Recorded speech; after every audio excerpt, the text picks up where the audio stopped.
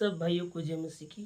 परमेश्वर के नाम की महिमा हो कि हमें आज का दिन दिखाया है और मैं भजन संहिता पढ़ के परमेश्वर के नाम की महिमा करना चाहता हूँ। भजन संहिता 105 का हम लोग 1 से लेकर 3 आयत तक पढ़ेंगे।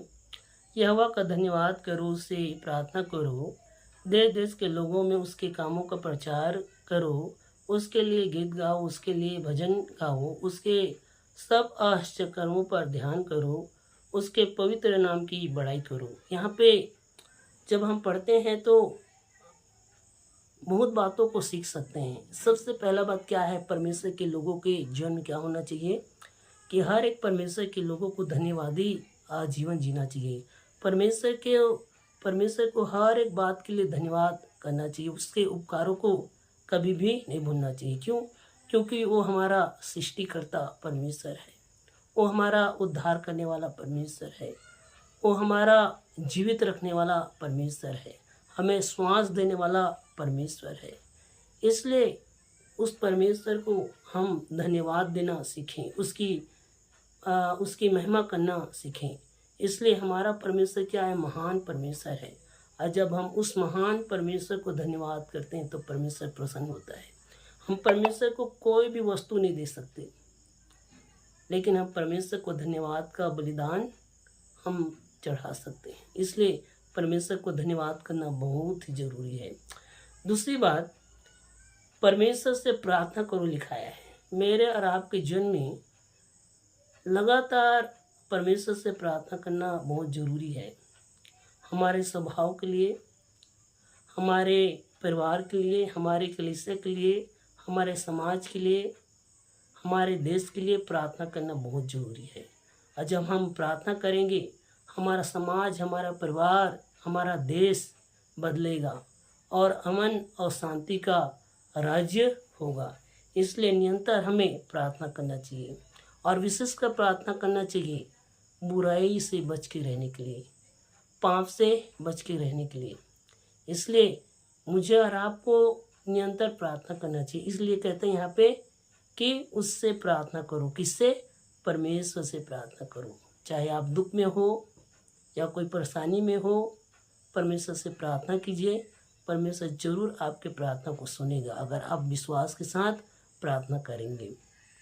और तीसरी बात लिखाया है, देश देश के लोगों में उसके कामों का प्रचार करो। जो परमेश्वर ने जो काम किया है मनुष्य जाति के लिए, इस सृष्टि के लिए, हर एक पापी लोगों के लिए, उसके कामों का प्रचार करें ताकि लोग जाने कि सच्चा परमेश्वर, जीवित परमेश्वर कौन है, ताकि वो अंधकार के काम से बच सके, वो परमेश्वर के शरण में आ सके। मैं भी पहले पाप में जीवन जीता था, मैं भी पहले अंधकार में जीवन जीता था, लेकिन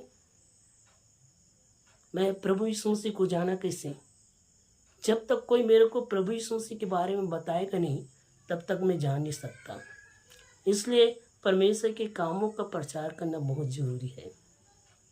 चाहे आप किसी भी रीति से परमेश्वर के कामों का प्रचार करें, हमारे जीवन से प्रभु यीशु मसीह, हमारे स्वभाव से, हमारे गुणों से प्रभु यीशु मसीह का काम प्रकट होना चाहिए। और लिखाया है चौथी बात, उसके लिए गीत गाओ, उसके लिए भजन गाओ, उसके लिए गीत गाओ, उसके लिए भजन गाओ। परमेश्वर की स्तुति करना, भजन करना कितना आनंद की बात है।